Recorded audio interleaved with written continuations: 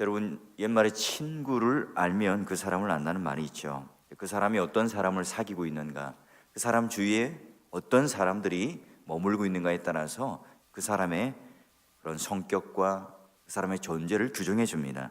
그 사람의 됨됨이를 알 수 있죠. 그래서 우리 어른들로부터 늘 들었던 얘기가 친구를 잘 가려서 사귀라, 그런 말을 듣고 자랍니다. 우리들의 자녀가 친구를 데려왔어요. 그런데 세상에 구경거리고 멸시가 되고 천대를 받고 핍박을 받고 있는 그런 자를 친구로 데려온다. 부모님이라면 어떻게 하겠습니까? 사도 바울을 신랑감으로 데리고 왔어요. 그럼 어떻게 하시겠어요? 고민되겠죠. 아니면 도시락 싸다니고 말릴 수 있을 겁니다. 여러분, 아시아에 있는 모든 사람들이 나를 버리고 떠났다. 그리고 대만은 이 세상을 저버리고 또 나를 떠나 세상 가운데 나갔다 얘기를 해요. 바울을 버리고 떠난 사람들도 많았다는 겁니다. 그럼 바울이 가는 족족 그의 설교가 모든 사람에게 은혜를 끼치고 그의 강론이 모든 사람에게 이해가 되고 또 그가 갔던 모든 곳에 바울과 함께 다 동역자가 되고 다 친구가 되고 다 함께 한 게 아니죠. 함께 가다가도 배신을 하고 떠나기도 하고요. 애초부터 그를 미워하고 핍박한 사람들도 있었습니다. 우리가 로마서 15장까지 그의 인생길 가운데 어떤 우리는 존재였고 어떻게 구원을 받고 그러면 그런 사람들과의 관계 속에서 우리는 어떻게 그 신뢰, 그 구체적인 로마서의 완성을 이루어가는가 하나하나 그들의 이름을 써가며 문안하고 있는 바울을 만나고 있습니다. 자, 오늘 우리 5절을 보게 되면 저희 집에 있는 교회도 문안하라. 어제 우리 브리스가와 아굴라의 집을 말해요. 그러고 보니까 이 초대교회 때 가정으로부터 교회가 시작되었단 말이죠. 왜냐하면 2000년 전 이 로마라고 하는 이곳에는요 교회가 없었죠. 예배당이 없었습니다. 그러기에 오늘 이 바울이 로마서를 쓰는 이유도 곳곳에 있었던 이 가정교회, 중국어로 치면 지하교회죠. 거기다가 보내어서 회람하여 볼 수 있도록 보낸 편지가 로마서예요. 자, 그러면 오늘 우리가 이 4월 교회 태동도 어떻게 되었죠? 안희와 선교사님이 부산을 거쳐 대구로 왔을 때에 이 우매동이라고 하는 곳에 기도처가 있었던 거죠. 그래서 한 가정이 교회를 내어주었고 그게 시초가 되어서 우매교로 출발하고 지금 이렇게 4월 교회가 된 겁니다. 여러분, 우리 가까이 있는 범어교회도 4월 교회 성도가 기도처, 이 가정을 내어준 교회로부터 시작되었고요. 옆에 있는 우리 반야월 교회도 마찬가지입니다. 물론 지금 반야월 교회도 역사관을 짓고 있지만 우리로부터 출발된 그 역사를 인정하지 않는 것에 안타까워요. 우리 이름이 쏙 빠져 있더라고요. 여러분, 이 교회라고 하는 것은요 어떻게 규정할 수 있죠? 그러니 예배당이라고 하는 이 건물을 말하는 게 아니라 예수 그리스도를 따르는 사람들의 무리, 모임을 말합니다. 초대교회가 오늘날 교회의 본이 되는 이유는 화려하고 크고 멋진 건물과 시설과 물질과 맨파워가 있었기 때문이 아니에요. 초대 교회를 이룬 이 교인들의 삶이 아름다웠고 그리고 성도들 그 존재 자체가 진리의 향기를 바라는 사람들이었기 때문에 결국 로마라고 하는 어떤 나라도 넘볼 수 없었고 넘을 수 없었지만 그 로마를 무너뜨린 사람들이 바로 그리스도인들이죠. 그 각 가정마다 들어가서 그들이 일구고 있는 이 교회가 바로 대제국 로마를 무너뜨렸어요. 여러분, 4월 교회는 어떤 교회죠? 예수 그리스도를 따르는 교회라는 이 기대감을 가지고 예수 믿지 않는 사람들이 오늘 4월 교회에 왔을 때 세상과 다르구나, 세상과 다른 사람들의 모임이구나. 이 예배라고 하는 것이 이 영화관에 가서 보는 영화나 드라마와는 전혀 다른 생명이 넘치는 걸 경험할 수 있는 곳이구나. 우리가 이 초대교회처럼 여러분 이상적이고 은혜로운 교회가 되기를 원한다면 우리 교회를 이루는 아무리 좋은 시설을 갖추고 아무리 좋은 프로그램들을 덧칠하더라도 그게 세상과 구별되는 그런 중요한 정체성이 아니라는, 오늘 이 교회를 구성하는 여러분 한 사람 한 사람, 성도 한 분 한 분이 과연 나는 어떤 존재인가? 하나님의 빛이요 소금이요 또 왕 같은 제사장으로서 내가 예수 그리스도의 참된 제자로서의 삶을 살아가며 그 존재가 되느냐? 여러분, 전도대도 마찬가지예요. 우리가 어떻게 예수 그리스도를 소개하고 그분들에게 오늘 교회가 어떤 곳인지를 보여주는 최일선에 나가 있는 분들이 바로 목요전도도 또한 토요전도대이죠. 둘째는 이 교회라고 하는 것은 결국은 이 가정을 이루어서 모인 곳이 교회라고 하는 거예요. 교회 역사를 보면 여러분, 가정과 가정이 모여서 교회를 이루는 이 조직적인 교회가 되었어요. 그래서 여러분, 어느 교회이든지 바람직하고 아름다운 교회가 된다, 건강한 교회가 된다, 교회다운 교회가 된다는 것은 우리의 각 가정이 그 아름다운 교회, 가장 그 단위 세포인 교회의 가장 중요한 핵심 단위인 이 가정이 바로 서는 교회가 될 때에 그 교회는 건강하다고 그래요. 그저 교회가 비대하고 교회가 크고 많은 사람들이 모였다, 여러분, 그게 오늘 가정이 건강하지 못하고 교회가 실질적으로 체질이 건강하지 못하면 그런 걸 이제 비만이라고 그래요. 건강하지 못하는 거죠. 여러분, 되게 예배당 안에서 우리의 모습과 가정에서 우리의 모습은 어떻습니까?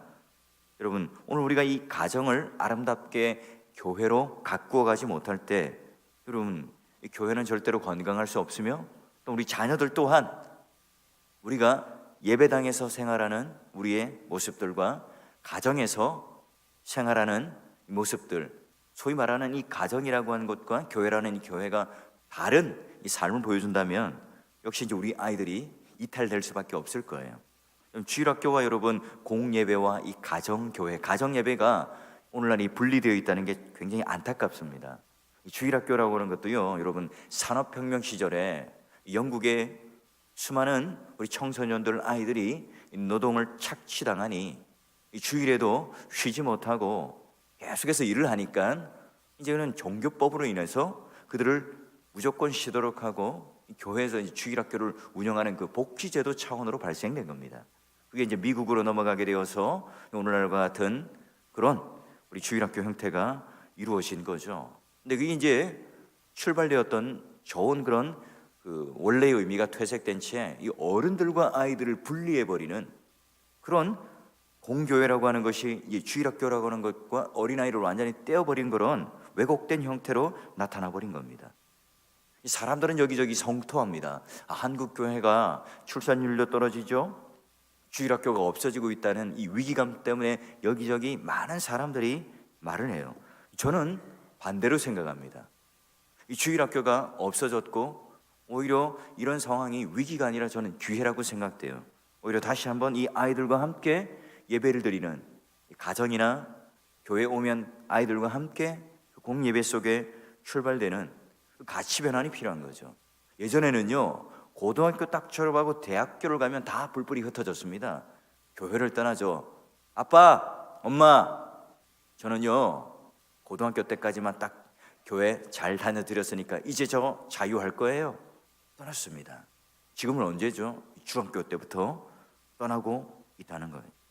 여러분, 그러니 우리가 주일 오후나 주일 저녁에 우리가 오전에 들었던 이 공예배의 말씀을 가지고 아이들과 함께 나누며 그걸 나누는 그 시간이 바로 이제 가정예배가 되겠죠.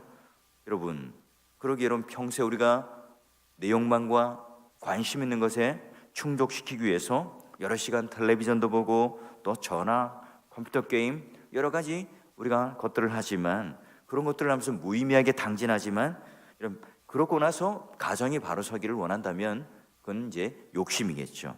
내가 매일매일 그 진리의 삶을, 그 진리의 씨앗을 어떻게 뿌리는가에 따라서 이 가정이 건강하지 못하면 아무리 주일학교에서 기곤하는 사역자가 있다 하더라도 아무리 훌륭한 목사님이 강단에서 말씀을 전하고 우리가 눈물을 흘리고 감동을 받는 그 은혜로운 한 주를 보내는 주일을 보냈더라도 제대로 이 가정 안에까지 그 말씀의 씨앗이 뿌려지지 않으면 절대로 건강한 교회가 될 수 없다는 거예요.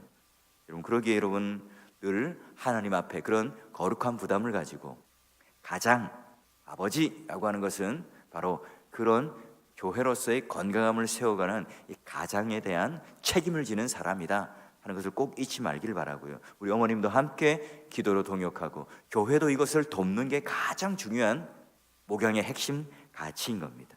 자, 그리고 5절 뒤에를 보니까 아시아에서 처음 열매를 맺은 자가 있어요.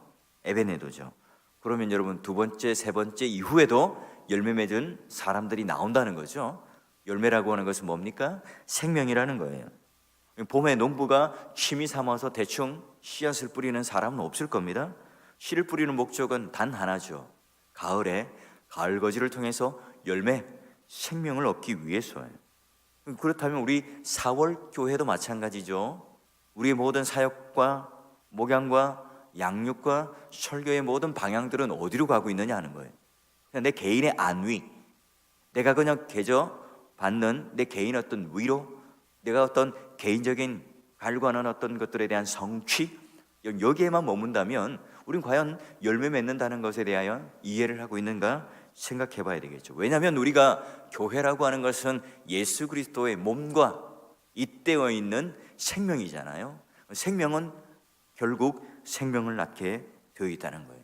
우리 구역 안에서, 전도회 안에서, 또는 우리가 있는 모든 그런 모임 안에서 과연 우리는 얼마나 많은 열매를, 진정한 생명을 맺고 있는가, 우리는 곰곰이 생각하며 거기에 대한 마음의 부담을 가지고 한 사람 한 사람을 제대로 세우고 그들이 생명 안에 열매가 맺혀질 수 있도록 우리는 계속해서 그들을 돌아보고 문안해야 된다는 거예요. 자, 그리고 이제 6절을 가보면 많이 수고한 마리아라고 하는 표현이 나와요. 주님을 따라 헌신과 봉사에 충실한 사람들이 있었기 때문에 지금까지 교회가 있어 왔다는 거죠. 여러분 세상 사람들은요, 특히 이제 리더십을 공부한 사람들은 뭐 파레트 이론이라든지 그걸 통해서 10%나 20%만 열심히 하면 그 조직과 공동체는 돌아간다, 그렇게 얘기를 해요. 저는 그 말에 절대 동의하지 않습니다. 그리스도인들은요 모두가 예수 그리스도를 위하여 기꺼이 헌신하는 자들이죠. 여러분 교회 안에서도요, 주방에서 누군가 땀을 뻘뻘 흘리는 사람이 있어야 됩니다. 주차 봉사를 하면서 욕을 직사게 얻어먹는 그런 수고, 눈도 맞고 비도 맞고 그러면서 그런 헌신하는 자리에 누군가 있어야 돼요. 안내하고 방송, 운전, 교사, 찬양대, 곳곳에 수많은 사람들의 헌신들이 있기 때문에 이 교회가 존재하는 거죠. 한 사람이 뭔가 누군가 탁월해서 모든 것을 끌어가는 게 아닙니다. 자, 이어서 여러분 12절도 한번 보세요. 주 안에서 수고한 두루베나 드루보사, 또 많이 수고하고 사랑하는 버시. 그럼 바울은요 누가 얼만큼 수고했는지에 대한 평가를 하고 있는 거예요. 바로 주님께서 우리를 바라보는 모습일 수도 있겠죠. 우리가 주님을 위해 행한 모든 수고는 평가를 받고 결산을 하게 되어 있습니다. 이 세상 끝날 믿지 않는 사람들은 심판을 통해서 영원 지옥불로 가겠지만 우리 믿는 사람들은 생명을 통과하고 영원한 생명을 얻고 또한 우리가 얼마나 선한 일을 하며 하나님께 합한 일을 하였는가 셈을 하는 날이 와요. 구원의 날이죠. 여러분 우리가 주님을 위해서 얼마나 수고했는지를 평가받는 날, 인간들이 얼마나 칭찬하고 인간들이 얼마나 인정해 주었고, 여러분 우리 얼마나 정확한 눈으로 사람을 봅니까? 못 보죠. 언제나 선입견을 가지고 왜곡된 눈을 가지고 조금 나와 감정이 상한 그런 관계라면 뭘 해도 밉게 보여요.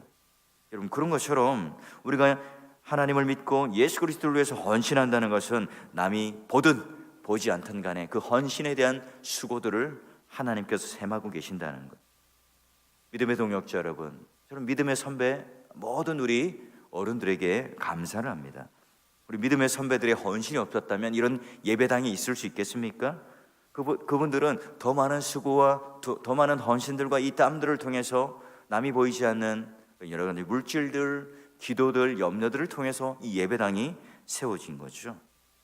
여러분 건물을 짓고 또 우리 120주년 기념관 여러분 이 건물을 증축하고 있는데요, 여러분 이런 기회가 또 있을까요? 내 생에 또 이런 예배당을 짓고 또 우리 후세들을 위해서 그 아이들이 신앙생활을 하고 이 막 그런 세찬 쓰나미 같은 세상의 세속적인 것들을 이겨낼 수 있는 그런 여러 가지 요람을 만들어내는 그 일들이 또 우리에게, 우리 생애에 기회가 올 수 있을까요? 여러분, 그런 것들을 통해서 우리는 어떻게 헌신할 수 있을까? 그런 고민들이 하나님 앞에 아름다운 고민이죠. 이게 누가 강요해서가 아니라 우리가 오늘 감동을 통한 이 자원하는 마음일 겁니다. 자, 그리고 이제 7절을 보면 중요한 인물이 나와요. 안드로니거와 유니아에게 문안하라. 그들은 누구예요? 사도들에게 존중이 여겨지고요, 나보다도 더 먼저 그리스도 안에 있는 자란. 보니까 사도들이 오히려 그들을 존경합니다. 이게 목사님들이 존경하는 성도예요.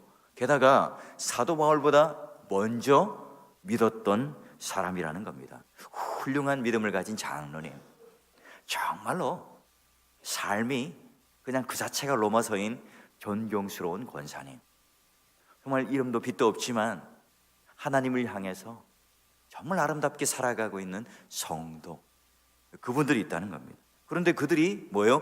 바울에게 복음을 배우고 말씀의 진리를 귀를 기울이고 있다는 겁니다. 야, 난 너보다 훨씬 탁월한 삶을 살아.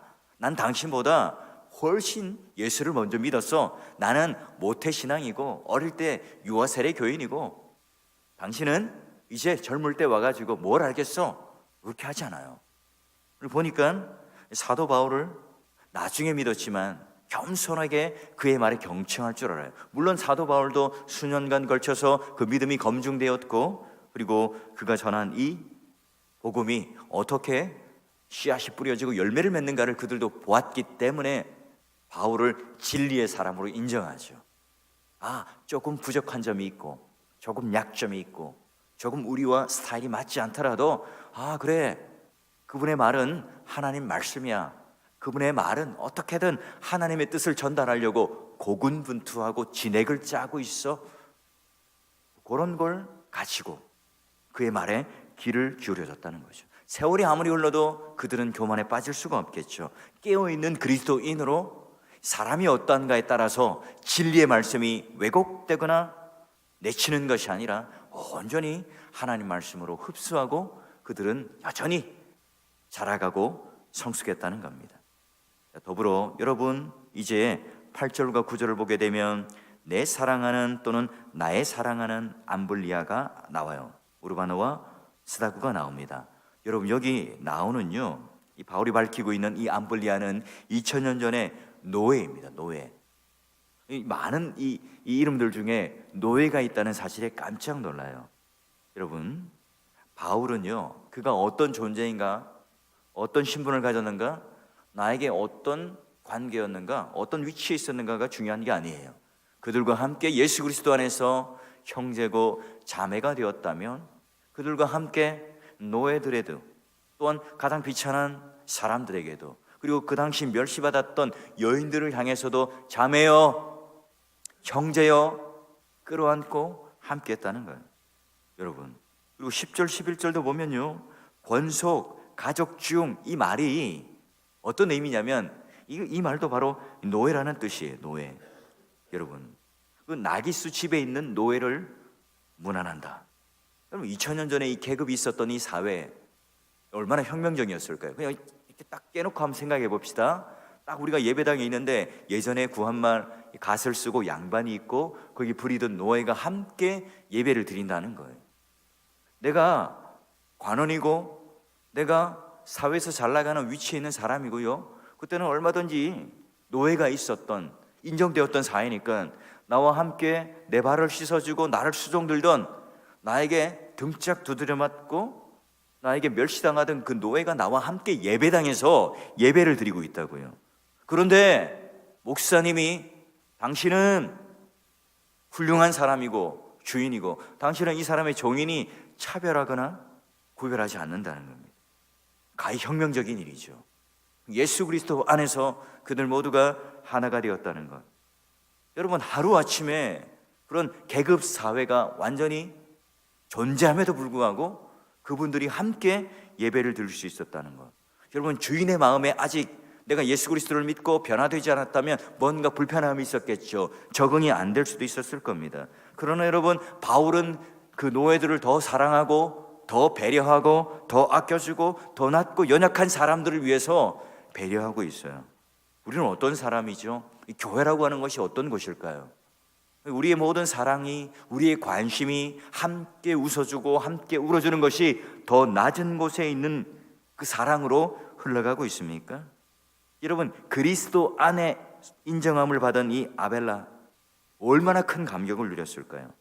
이 말을 다르게 해석하면요, 그 아벨레라고 하는 이 인물은 계속해서 연륜이 쌓여갈수록, 나이가 들어갈수록 더 신앙의 축적이 경험될수록 그들은 아름답게 빛나가고 하나님 앞에 인정받고 사람들로부터 사랑받는 존재가 되었다는 거죠. 나이가 들면 들수록 굳어지고 딱딱해지고 유연성이 줄어드는 그런 경화된 인생이 아니라 계속해서 더 아기 살결과 같이 부드러운 마음으로 변화되어지고 넉넉한 마음으로 사람을 수용할 줄 알고 더 사람들을 이해하는 폭이 넓어지고 더 하나님의 사랑이 무엇인지를 알아서 그 예수 그리스도의 그 사랑이 오늘 나에게 더 큰 감격과 은혜가 커지고 넓어지고 깊어짐으로 말미암아 그들과 함께 정금과 같은 신앙으로 계속해서 반짝반짝 빛나고 있다는 거예요.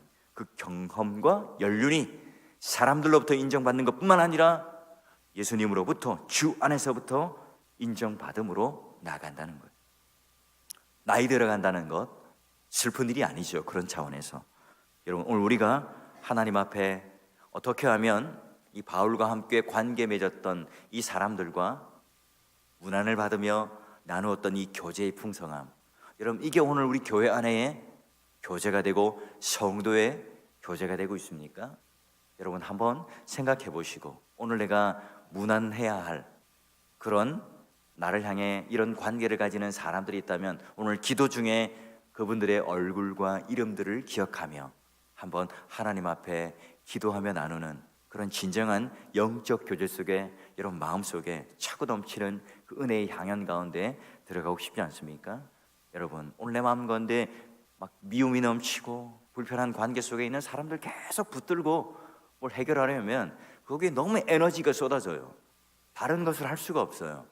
여러분, 다시 한번 오늘 우리 가운데 있는 이런 아주 나와 이 사랑과 은혜의 관계에 있는 사람들을 먼저 한번 돌아보시고 오늘 그와 함께 바울이 문안했던 사람들을 향하여 편지를 쓰면서 기쁨이 넘쳤던 바울을 그 가슴을 포개어서 함께 생각하시면서 오늘 이 아침에도 그런 사람들을 함께 머릿속에 떠올리며 또한 기도로 함께 동역하는 귀한 아침 되기를 주의 이름으로 축원합니다.